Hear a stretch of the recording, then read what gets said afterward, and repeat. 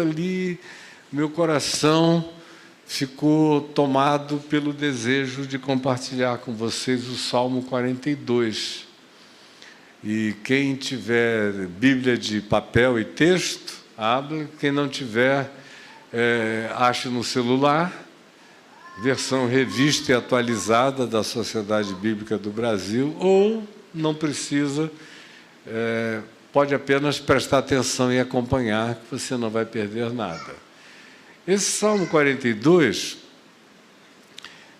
que é atribuído a um dos filhos de Coré, a família de Coré, uma família de compositores em Israel. Vocês sabem que boa parte dos salmos são atribuídos a Davi. Mas aqui nos Salmos você tem salmo atribuído a Moisés, como é o caso do Salmo 90, salmos atribuídos a Salomão, salmos de Asaf, salmos dos filhos de Coré. É o caso aqui do Salmo 42. Ele diz: assim está minha alma, com sede de Deus, do Deus vivo. A minha alma tem sede de Deus, do Deus vivo. Quando irei e me verei perante a face de Deus?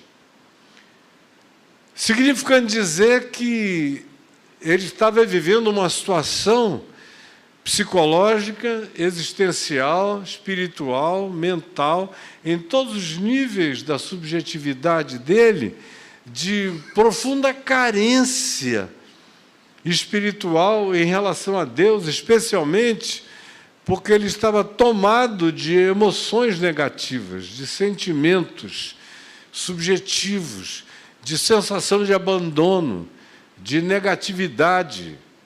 Há uma recorrência negativa nesse salmo, que é o que vocês verão o tempo todo. Aí ele diz: as minhas lágrimas têm sido o meu alimento de dia e de noite, enquanto me dizem continuamente: o teu Deus onde está? Aí outra vez, tomado de subjetividade, de saudade, de memórias, ele diz: lembro-me destas coisas, do pessoal perguntando: cadê teu Deus? Você não é o cara de Deus? Não é o homem cheio de Deus? Não é o poeta de Deus? Não é o compositor? Não é o que fabrica melodias e poesias? E agora a sua vida está completamente oca, seca, está vazia desses significados.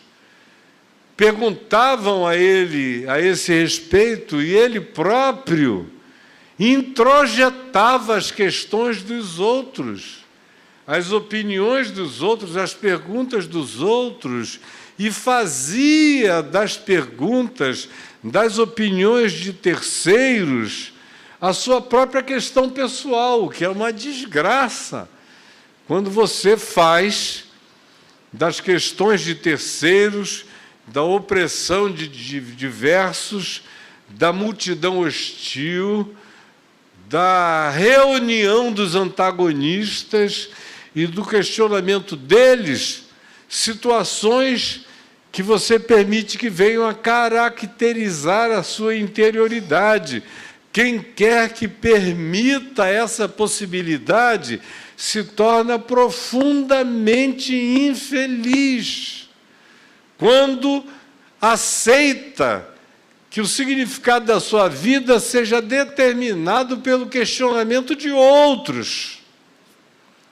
E eu sei que tem gente aqui que vive isso, que se alimenta dessas dúvidas, que carrega expectações de terceiros como problemas pessoais, que consente que o levantamento de dúvidas feitos por outras pessoas se tornem elementos da sua própria infelicitação pessoal.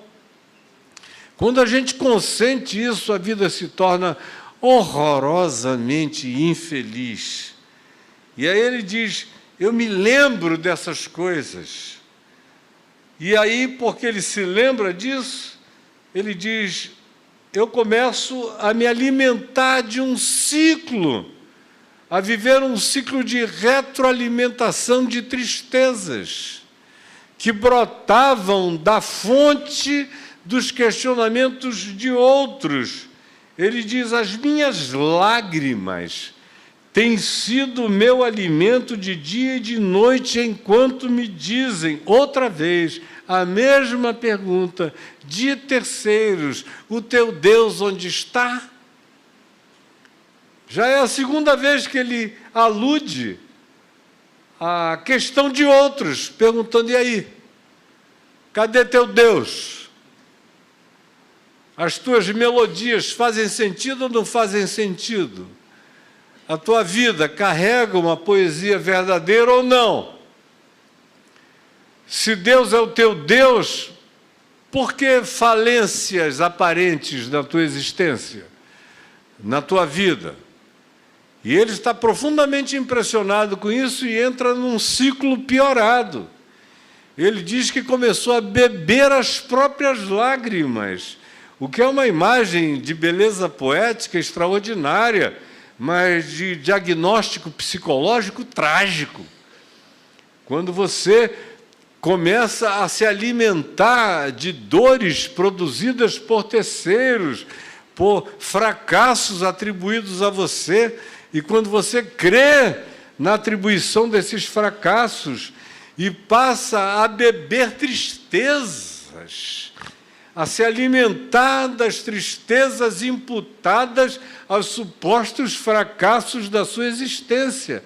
Esse é o estado desse indivíduo.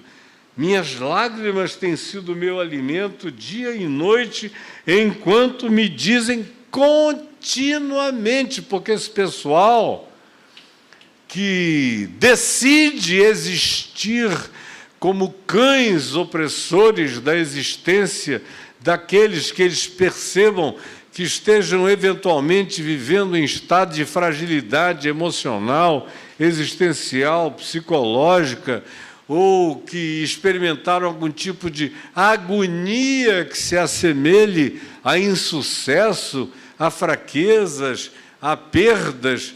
Quando esse processo se instala, você crê nele e passa a se alimentar do que ele produz no seu coração, você se torna um indivíduo sem alternativa para além da dor imposta pelos outros. Você come a miséria dos outros, a tristeza imposta por terceiros, se alimenta das suas próprias agonias, chora e bebe a sua própria aflição, de dia e de noite continuamente, sem conseguir quebrar esse ciclo jamais. Aí ele prossegue, lembro-me destas coisas, a memória fica grávida de um tempo bom que deu lugar a esse momento que já se prolonga existencialmente e psicologicamente na existência dele, como sendo um tempo de falência. E ele diz, eu me lembro do sucesso. Coisa mais horrorosa do mundo é o indivíduo viver da memória de sucessos aparentes, sucessos quantificáveis, sucessos mensuráveis, multidões, aplausos, gente em volta, grupos imensos, para todos os lados. Eu sei exatamente o significado pueril, falso, mentiroso e enganoso das multidões, porque dos meus 18 anos para frente, sem que eu tivesse procurado nada, me jogaram de repente lá em Manaus, no Amazonas, na TV Globo, sem eu pedir, às 6h30 da tarde, todo domingo, de graça. Graças a Deus eu tive o pai que eu tive, que nunca permitiu que eu me tornasse um idiota. Meu pai sempre disse, olha, multidão é como vapor, meu filho, vapor, vai e vem. Pobre do ser humano que se alimente das impressões das multitudes e das quantificações. E enquanto eu viver, eu não deixarei que você se torne um idiota, como todos esses aí. E eu cresci com essa lucidez de sabedoria, sabendo que aquilo era circunstancial, era conjuntural, podia estar, podia não estar.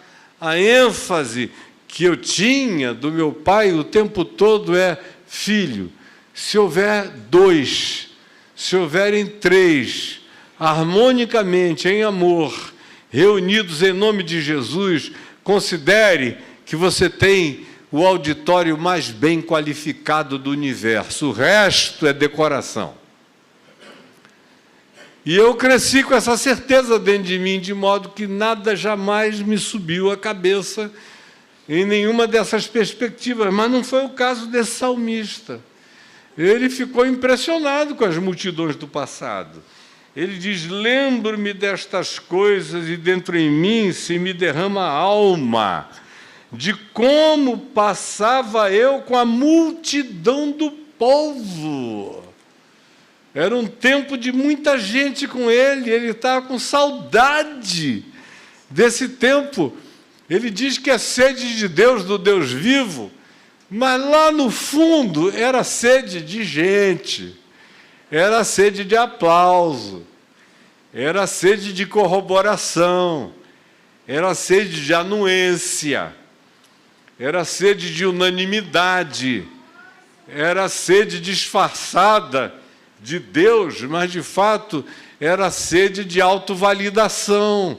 É muito fácil a gente confundir e misturar essas coisas na vida e viver enganos horrorosos e sofrimentos trágicos. Ele prossegue e diz: sim, como eu guiava aquela multidão em procissão à casa de Deus.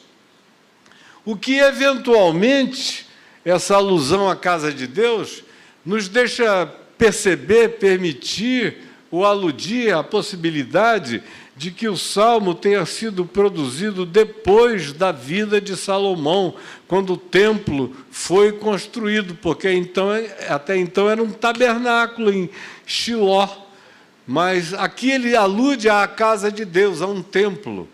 E como ele guiava aquela multidão, ele cantava, tocava, todo mundo ia com ele, lotava, era aquela coisa cheia, procissão, entre gritos de alegria e louvor. Eu liderava aquela multidão em festa. Isso é extraordinário para o ego, profundamente ilusivo para quem não tem discernimento do que tem valor, não tem valor, do que tem significado, não tem significado, do que é Deus e do que é apenas procissão religiosa, que não carrega nenhum sentido, que não carrega essência, que não traz consigo a verdade e a realidade da harmonia daqueles que com sinceridade de coração adoram a Deus. É muito fácil a gente ficar impressionado com essas quantificações destituídas das qualificações de sinceridade. Fato é que ele está vivendo e experimentando psicologicamente isso aqui. Aí o verso 5 prossegue dizendo: outra vez, porque estás abatido, ó minha alma? Porque te perturbas dentro em mim? Espere em Deus, pois ainda o louvarei a Ele, meu auxílio, Deus meu. Parece até que precisa de muita gente para louvar a Deus. É o que ele está dizendo aqui, esse é o engano dele. Meu Deus, que saudade, aquela multidão, eu na frente, aquele povo todo, e agora estou eu aqui sozinho, sem ninguém, que saudade. Minha alma, calma, o povo vai voltar, nós vamos nos tornar muitos. Legião é o meu nome porque nós somos muitos, todos nós. O indivíduo está nessa situação de possesso de crente, possesso de multitudes, uma ilusão psicológica e espiritual horrorosa, mas é nesse estado que ele está. Porque estás abatido, espere em Deus, ainda o louvarei. Cara, entra no teu quarto, como Jesus mandou. Fala com teu pai que está em secreto, e teu pai que vem em secreto te ouve e te recompensa. Mas não, se você perde a percepção espiritual e a transfere para os movimentos de praça, de multidão, de gente, de estádio, de volumes, de quantidades, você perde a qualidade da solitude, da vida íntima com Deus, da porta fechada, do quarto fechado, do joelho solitário, da adoração sozinho. Você precisa de plateia, precisa de gente para dizer: eu ainda voltarei a louvar o Senhor. Totalmente idiotado o pobre do filho de Coré, dizendo isso aqui. Me dá pena desse garoto. Aí o verso 6 diz: sinto abatida a minha alma. Outra vez, olha só, a subjetividade e o culto ao subjetivismo. É a memória que passou, é a minha alma que está triste. Tudo tem a ver com ele, com a subjetividade dele, com as emoções dele, com os sentimentos dele. Não tem nada de fé instalado aqui. Tudo é emoção, tudo é sensação, tudo é multidão, tudo é aplauso, tudo é muita gente, tudo é corroboração. E ele ficou viciado nisso aqui. Aí ele diz no verso 6, sinto abatida dentro de mim a minha alma, porque faltava toda aquela multidão validatória. Sinto abatida dentro de mim a minha alma, lembro-me, tudo é passado, lembro-me, passou, já era. Infeliz é o ser humano que tenta se alimentar de memórias, que não tem vida com Deus hoje. Hoje é o dia sobremodo oportuno. Hoje é o dia da salvação. Deus é o Deus de hoje. Meu passado pode ter sido como tenha sido, mas a minha vida com Deus se faz no agora, no instante, nesse momento, nesse dia, nessa hora. O resto é circunstância, é conjuntura, é momento, é temporalidade. Vem e vai. E, no máximo, adula e estimula os caprichos da subjetividade, da emocionalidade, que precisam desses cafunés exteriores. Aí ele diz: e sinto abatida dentro em mim a minha alma. Outra vez, lembro-me, portanto, de ti. Deus tinha virado apenas uma memória. Deus não era o Deus de agora, não era o Deus de hoje, não era o Deus de já, não era o Deus habitando o seu ser dele. Deus era uma memória, como para a maioria das pessoas. A maioria das pessoas que eu conheço não tem vida nenhuma com Deus hoje, tem algumas esperanças de que o futuro as salve, mas o que elas gostariam mesmo era de recuperar o melhor de algum passado que ficou para trás, que não vai voltar jamais, mas é dessa frustração incurável que eles se alimentam dioturnamente. Agora, ele muda de cenário. O cenário inicial era o sul, o Negueb, as cabras montezinhas, as corças bramindo pelas torrentes das águas de Engedi. Agora ele vai para o norte. O cenário muda de repente. Como é que eu sei que muda? Porque ele diz, é ele que diz: lembro-me, portanto, de ti nas terras do Jordão. O Jordão nasce no sopé do Monte Hermon, na região da tríplice fronteira entre Israel, Líbano e Síria. São 3 rios que nascem de 3 grutas, que se juntam e formam o Rio Jordão, cujo nome significa aquele que desce, porque a terra de Israel, a terra da Palestina, aquela geopolítica, ela vai de descida do norte para o sul. O ponto mais alto é o Monte Hermon, com 2.300 metros de altitude e neves perenes, até no verão. E é de onde se escorre-se a água, produzindo as fontes que acabam gerando o Jordão, que desce até entrar no Mar Morto, no extremo sul, e terminar lá. Pois bem, essa geografia não é um suplemento geográfico dispensável, ajuda a compreensão do que eu estou dizendo aqui.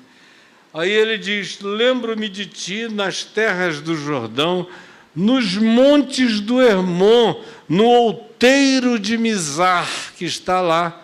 Não mudou de lugar até o dia de hoje, você visita as mesmas geografias, as mesmas ambiências, as mesmas topografias, com as mesmas nascentes, com as mesmas águas, com as mesmas visualizações. E ele diz: um abismo chama outro abismo ao fragor das tuas catadupas. Todas as tuas ondas e vagas passaram sobre mim. Aí você fica imaginando que talvez, quando ele tenha dito um abismo chama outro abismo, ele estivesse caindo em si. Poxa, esse negócio não é bom, eu já disse, estou com saudade, ai meu Deus, o tempo não volta, o povo pergunta o teu Deus onde está, já falou 2 vezes isso, recorre à memória, à lembrança, quem sabe ele caiu em si. Não, não caiu, não caiu, ele só levou um tombo, literalmente, porque é liso, e é um lugar onde eu já andei, nadei muitas vezes, e vai de descida em descida. Há lugares ali onde a pedra é tão lisa que você pode escorregar. E aí uma onda cai sobre você e a outra te remete para outra. Dependendo do lugar, há inclusive cascatas altas. E se você cair nelas, você pode ir de catadupa em catadupa. Só que ele não está apenas se referindo a algo que pudesse ser uma reflexão sobre o estado dele, dizendo, bom, eu já entendi, eu vou mudar de atitude. Não, ele está falando de fato de um tombo. Ele levou um tombo, ficou chateado até com o tombo, caiu, foi sendo levado de uma cascata para outra cascata, machucou as costas, um abismo levando ele para outro abismo, uma queda d'água para outra queda d'água, no fragor das tuas catadupas, porque, como eu disse, tem algumas delas são cachoeiras altas, fortes, frondosas, intensas, e afogam mesmo, embora eu adore. São regiões lindas para você ficar tomando um banho delicioso. Há muitos anos tem um kibutz ali chamado Agoshirim, que é maravilhoso. É um lugar que você entra, está cheio dessas fontes de água, dá vontade de não sair nunca mais de lá, de tão gostoso que é. Mas para ele, era apenas a ilustração, o tombo que levou, do estado mental, espiritual e psicológico que ele entendia como decadência, perda, escorregão no limo do ser, indo de abismo em abismo, de depressão em depressão, de queda em queda, de perda em perda. E nada além disso. Não há uma leitura de redenção dele próprio, apenas uma constatação lamurienta. Aí ele diz, todas essas coisas ainda passando sobre mim, eu tão infeliz ainda fui dar o azar de cair nessas catadupas, esse negócio está me afogando, já não basta o meu estado mental, espiritual, o abandono, o povo que me largou. Há um coitadismo aqui horroroso, uma autovitimização pavorosa, E deixa eu só te dizer uma coisa, não tem nada que se possa fazer em favor de um ser humano que caia no coitadismo, na autopiedade e na autovitimização. Não há psicoterapia, não há ajuda, não há amizade, não há nada que se possa fazer para ajudar alguém que deu razão ao seu estado de negatividade, de tristeza, e que ungiu esse estado com pena de si mesmo. Eu estou há 51 anos ouvindo as almas humanas, e eu vejo como é praticamente impossível você ajudar uma pessoa que cai nesse estado de pena de si próprio. E enquanto o estado é mantido, não há absolutamente nada que você possa fazer. Nada.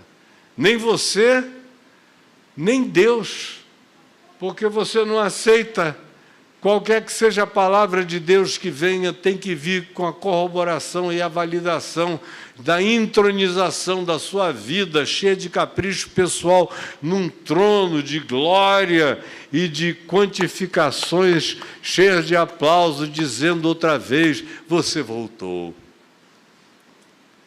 Essa expectativa arruína qualquer um. Acaba com a gente em todos os níveis, profissionalmente, emocionalmente, em qualquer que seja a sua atividade, em qualquer que seja a natureza do seu modo de ganhar a vida. Se você entrar nesse estado de coisas, eu sinto muito, mas não há nada que se possa fazer para ajudar uma pessoa com pena de si mesma. Nada, absolutamente nada. E é assim que ele está. Ele diz, no verso 8, você fica, de repente, com uma esperançazinha. Poxa vida, parece que ele está começando a perceber. Tá? Olha só. Contudo. Quando ele diz esse contudo, dá uma esperança, né? Assim, poxa, o cara acordou. Não é mais uma corça com sede, não está mais com pena de si mesmo por ter caído aqui no extremo norte, no sopé do Monte Hermon, nas cascatas do Jordão, parou de ficar com aquele culto, a procissão que ele criava, a multidão que o adulava. Ele introduziu uma adversativa que você fica com expectativa de que seja positiva. Quando ele diz, contudo, o Senhor, durante o dia, me concede a sua misericórdia. Dá vontade de pular, aleluia, amém, meu irmão, você entendeu, que coisa legal, que bom, vai passar tudo, você vai entender que não é de gente que vive o homem, mas de toda palavra que sai da boca de Deus. Mas não é isso, não é. Olha só o que o cara diz, me concede a sua misericórdia, à noite comigo está o seu cântico, amém. Uma oração ao Deus da minha vida, fica aí, rapaz! Mas ele não fica. Sabe, tem certas orações que o pessoal tem que aprender a terminar. Tem oração que precisa acabar. Tem salmo que tem que morrer. Porque se você perenizar aquele salmo, ele te mata. Em mais de meio século de pastorado, eu já disse milhares de vezes para ovelhinhas queridas, que são aquelas pessoas incuráveis, são as que mais oram, são as que mais sofrem, são as que menos soluções obtêm, e são as mais piedosas, não na presença de Deus, mas elas têm autopiedade delas próprias. Cara, aqui também é bonito, né? Chamar Deus, meu Deus, de minha rocha. Mas era areia movediça na alma dele. Era rocha declarativa, mas não era a rocha sobre a qual ele estribava a força, a consciência, a existência em fé. Não. era só o aprendizado de uma declaração dogmaticamente ortodoxa que nunca se transformava em benefício pessoal para a vida. Digo a Deus, minha rocha, 2 pontos. Depois de 2 pontos, você fica esperando que venha um negócio estrondoso. Aí ela diz, por que tu te esqueceste de mim? É o que está aqui, ó. Digo a Deus, minha rocha, por que te olvidaste de mim? Por que te esqueceste de mim? Ó Deus, minha rocha, tu não te lembras de mim? Tens amnésia seletiva a meu respeito. Tu te lembras de todo mundo, menos de mim. Que salmo mais horroroso! Mata a alma de qualquer um viver assim.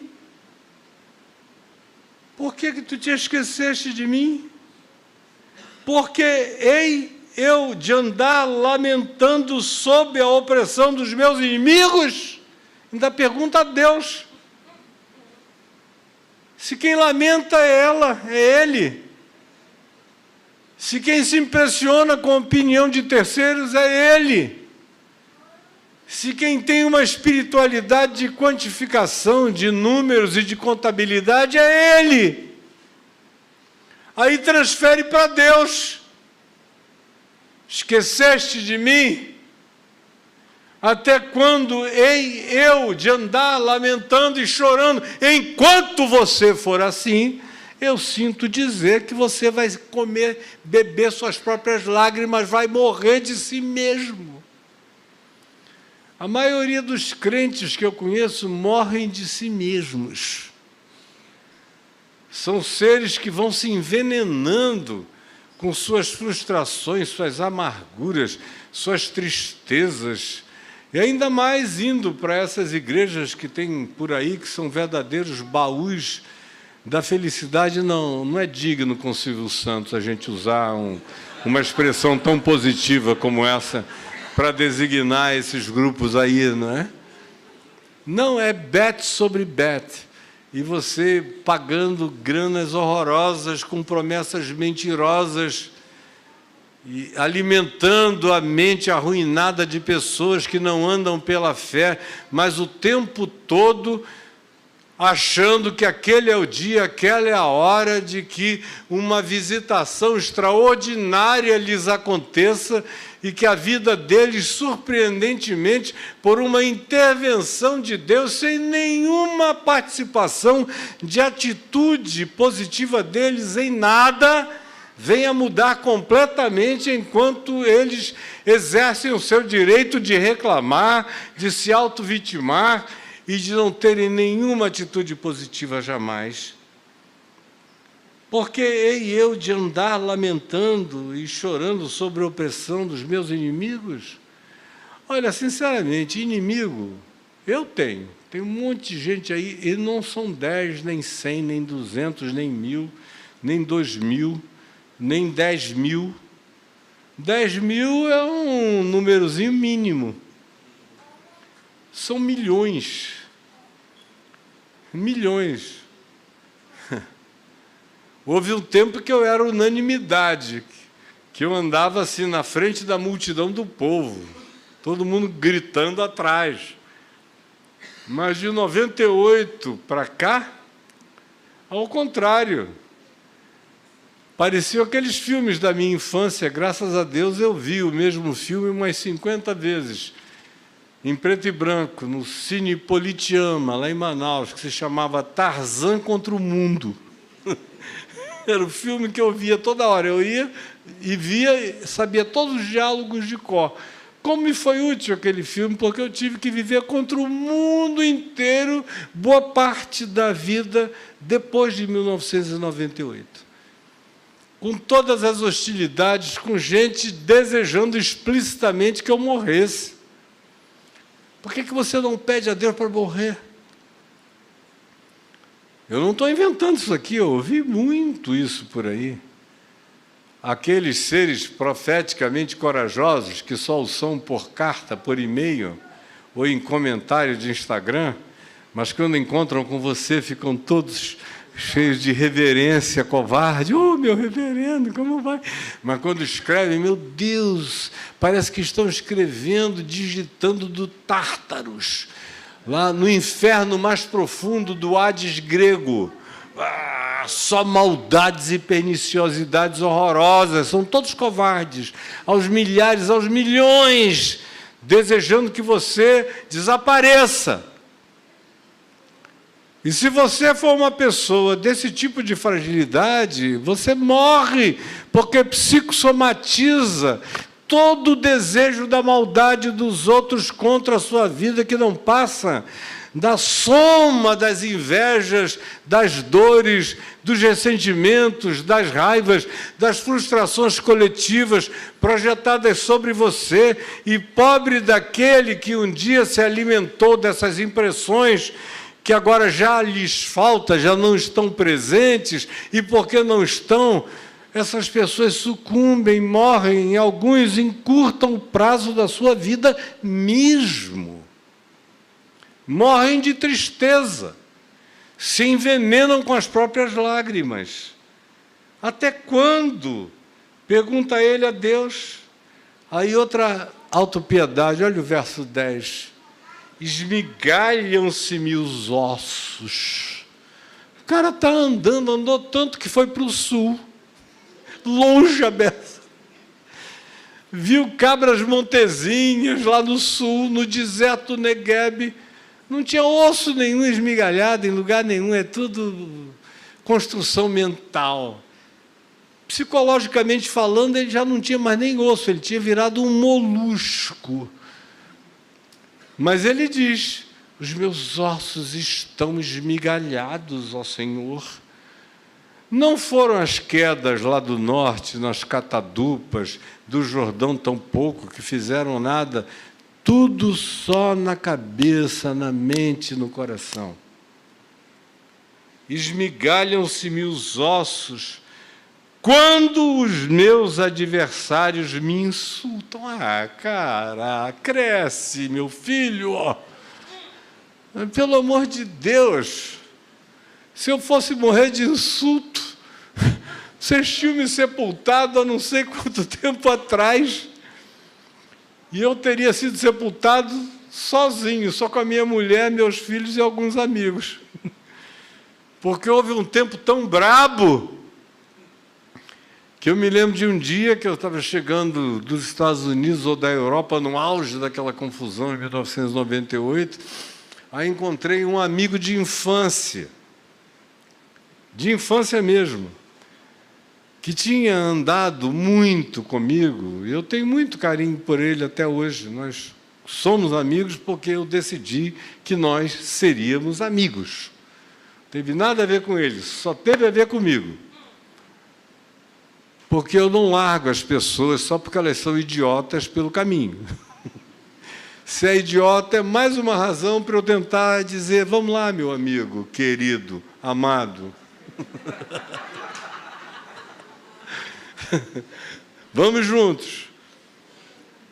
Mas eu me lembro que eu cheguei no Galeão, ele estava esperando alguém, aí ele começou a chorar, sabe, uma multidão. Devia ter assim umas 60, 70 pessoas esperando gente, num tempo em que todo mundo, absolutamente todo mundo me conhecia, porque eu vivia na mídia de manhã, de tarde, de noite, por boas razões a vida inteira, e agora por razões negativas, mas todo mundo conhecia. Aí quando eu ouço aquele grito, Caio, eu olhei, as lágrimas assim, meu amigo, por que você ainda volta para o Brasil? Aí ele me sugeriu pegar o caminho de Angola. Vai para Moçambique, vai para algum país da África, porque aqui no Brasil nunca mais vai ter lugar para você, meu irmão. Eu falei, ô meu querido, deixa eu te dizer uma coisa, você vai ficar velho para me ver atravessar esse negócio todinho e vencer em nome de Jesus. Em nome de Jesus. Você vai ver. Está proibido de morrer. Eu quero você vivíssimo. Faz uns 6 meses a gente jantou juntos e falou, Caio, era mesmo, né? Ó, você aí, eu digo, você não viu nada ainda, cara. Eu só estou esquentando. Vive mais, que você vai ver. Porque eu ainda estou taxiando. O que vem pela frente você nem imagina. Se o passado foi bom para quem tem essa memória, porque eu não vivo de nenhuma memória do passado. Eu vivo da alegria desse dia chamado hoje e da certeza absoluta da fidelidade de Deus, que não vai repetir as mesmas coisas, porque Ele é um Deus criativo. O que Ele está fazendo é incomparável, o que Ele vai fazer ninguém pode imaginar. Mas está o cara aqui, tadinho, esmigalham-se-me os ossos, quando os meus adversários me insultam, dizendo, cadê o Deus do Caio? Tantos anos, aí vem, eu digo, esse é problema de vocês, o meu Deus não mudou em nada, está aqui, ó, inteirinho, melhorou em mim, aumentou em mim, cresceu em mim, eu cresci nele. A única diferença é que os olhos de vocês mudaram. Mas só eu sei como Deus se dilata em mim todo dia, aumenta, cresce, a minha mente se desenvolve, minhas certezas se tornam concretas e minhas raízes vão muito profundas para além da crosta, para o magma mais profundo da graça de Deus, de onde eu tiro a seiva do meu alimento e do fogo ardente que me queima o coração todos os dias. Enquanto me dizem, o teu Deus onde está? Aí outra vez, o cara, ao invés de terminar o salmo, ele continua. Por que estás abatido, ó minha alma? Porque você é um idiota. Por que te perturbas dentro de mim? Porque você não se dá paz. É só por isso. A multidão dos teus inimigos não é nada. O teu pior diabo és tu. É a imagem que você construiu de você, a projeção, é o culto ao seu holograma, à sua persona, as imagens da sua projeção. Você morre de você mesmo. Porque te perturbas dentro em mim? Espere em Deus, pois ainda o louvarei. Cara, começa agora. Pois ainda o louvarei a Ele, meu auxílio, Deus meu. Graças a Deus, acabou o salmo. Graças a Deus, porque isso poderia ter virado o Salmo 119, e aí esse cara ia morrer seco, assim, ó. Guardem para sempre isso.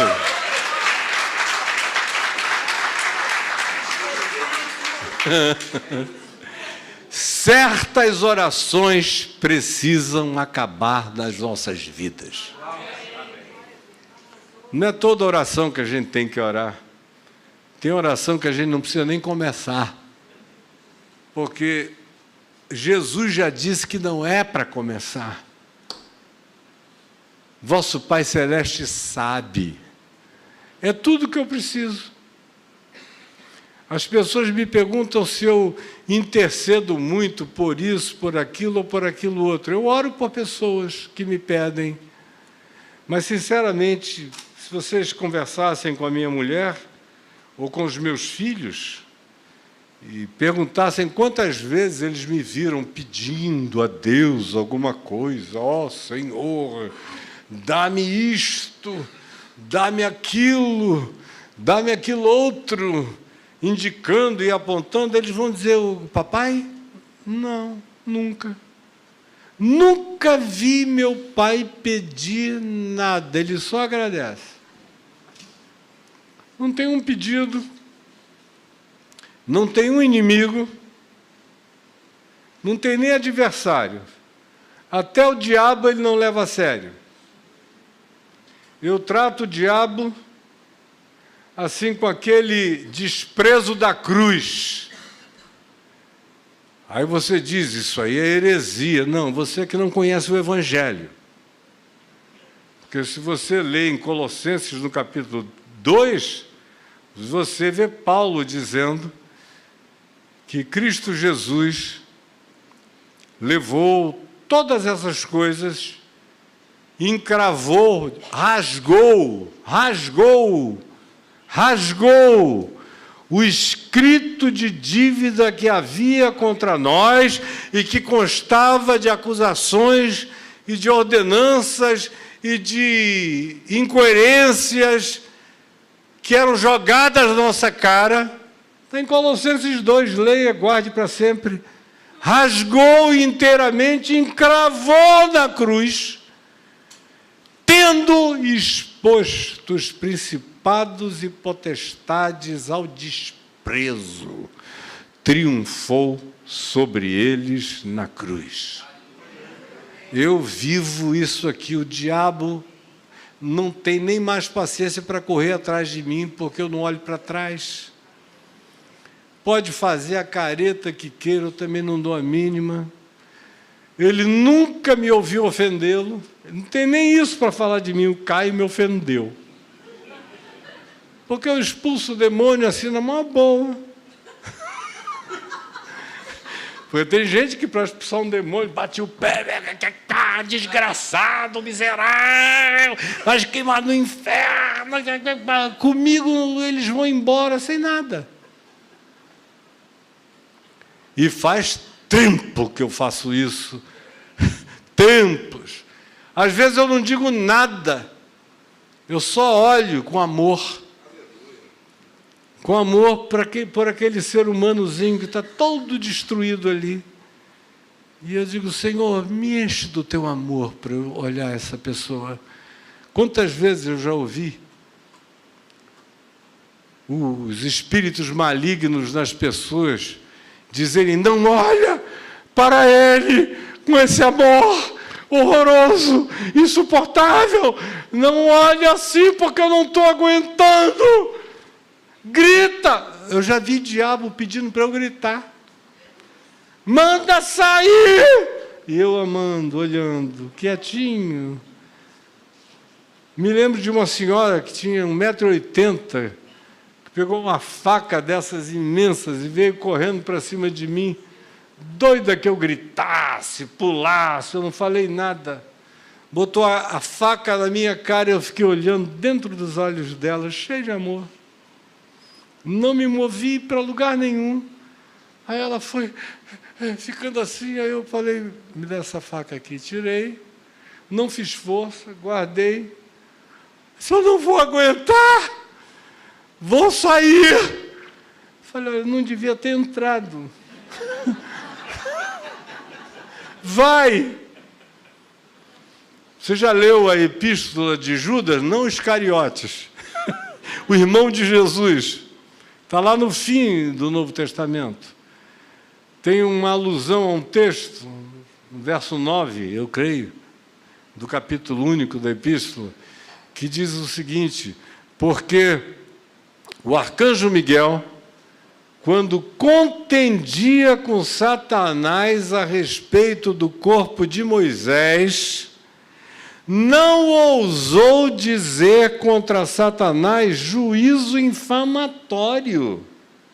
Isso é coisa muito séria. Não teve bate-boca. Desgraçado, vamos ver quem é que tem maior, quem é que pode mais. Mostra a tua espada que eu mostro a minha. Nada, não falou nada.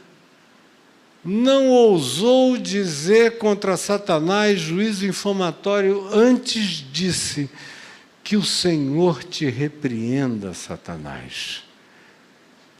Você lê a mesma coisa em Zacarias, no capítulo 3, naquele julgamento, naquela construção de natureza arquetípica do sumo sacerdote Josué, todo manchado, mostrando o estado em que a espiritualidade de Israel estava, o sumo sacerdote todo andrajoso, maculado.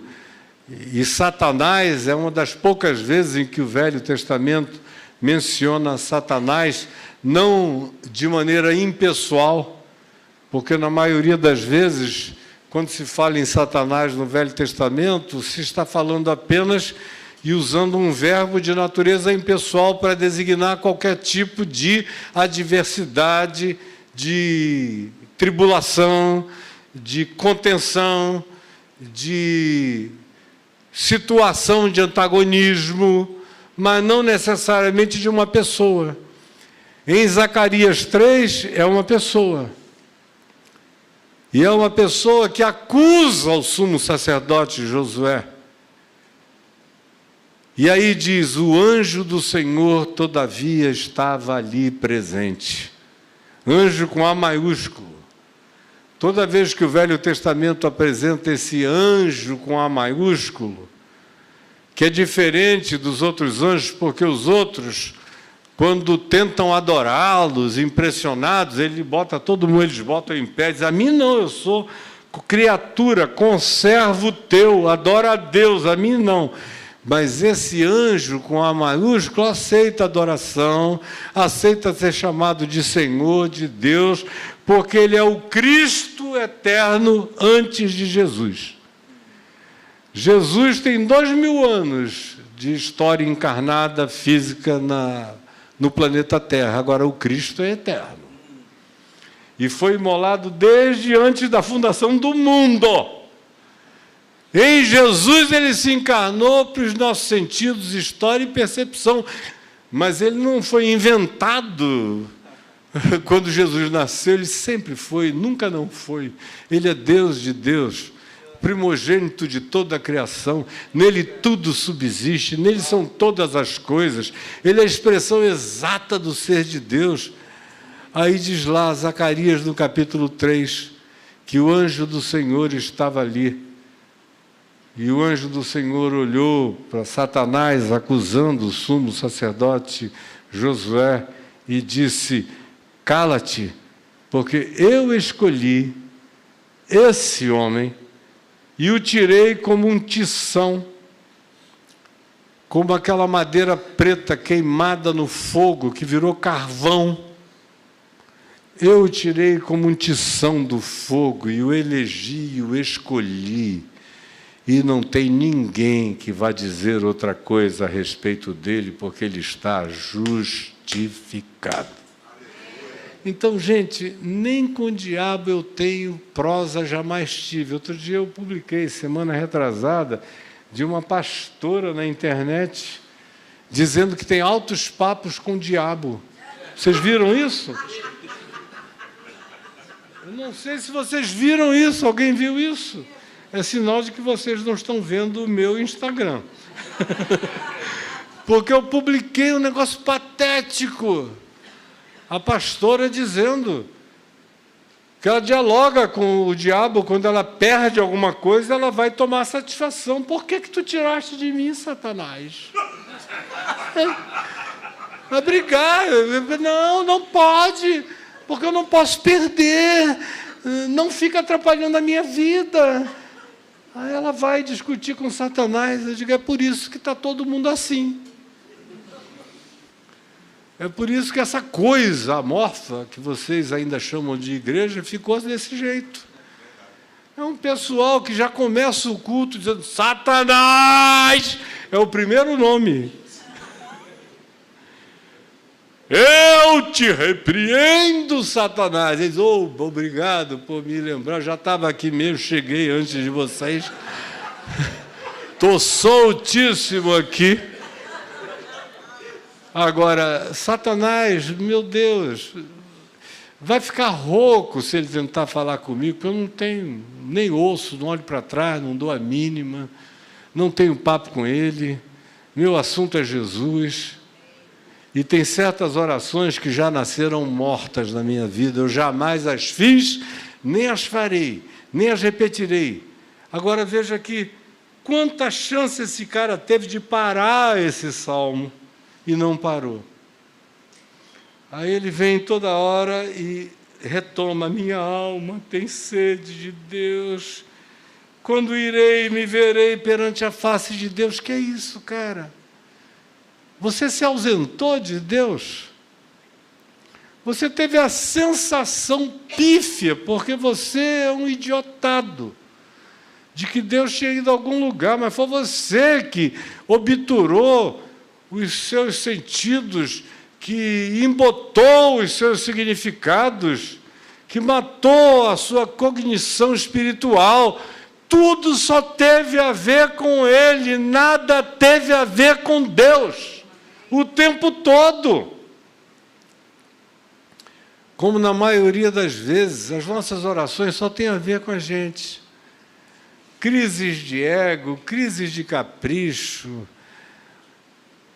obrigações que disseram que Deus tinha para com você, promessas mentirosas que fizeram a você e você vive delas, frustradíssima, frustradíssimo, demandando de Deus o que a gente não deve demandar de ninguém e de Deus nada. Jesus diz em Mateus do capítulo 6, não andeis ansiosos de salmo nenhum, de coisa nenhuma. Vosso Pai Celeste sabe o que necessitais.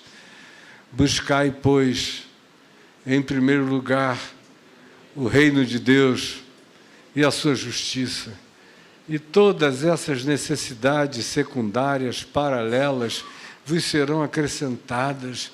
Não precisa nem falar sobre isso, nem pedir a respeito disso. O pão nosso de cada dia nos dá hoje. Eu não peço o pão de amanhã, nem de depois de amanhã, nem fico me lembrando da padaria que eu tive há 10 anos atrás, de nada. Paulo diz, tendo que comer e beber, estejamos contentes. O vosso Pai Celeste sabe, e eu me contento e me satisfaço nele. E esse Salmo 42 está aqui para a gente aprender a como não fazer uma oração. Como parar logo. Ter sede de Deus, você até, às vezes, tem. Mas quando tiver, fique sabendo, não foi Deus que faltou, foi a tua alma que te enganou. Como disse o Abraham Lincoln, presidente americano, quando alguém uma vez chegou para ele e falou, presidente, que bom que Deus está, que o senhor está ao lado de Deus. Aí ele disse, eu ficar ao lado de Deus me interessa muito pouco, a única coisa que me interessa é que Deus está do meu lado. E Ele está do teu lado.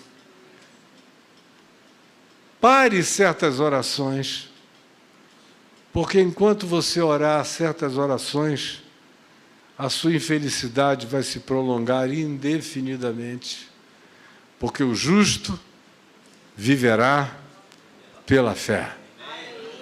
Não é por emoções, por sensações, é por confiança absoluta. Eu sei quem Ele é. Ele é o meu pastor e nada me falta, mesmo quando aparentemente eu não tenho nada, eu sei que nada me faltará, como não faltou até o dia de hoje. E eu não digo isso da boca para fora. Faz 51 anos que eu vivo essa experiência todo dia. A Adriana, minha mulher, às vezes fica chocada até. Porque a gente tem despesas, como todo mundo tem. Mas eu nunca tive uma poupança, eu nunca tive nada. Nunca tive um dinheiro guardado para o dia de amanhã. Aí ela diz, e amanhã a gente tem isso. Eu digo, dorme em paz, meu amor.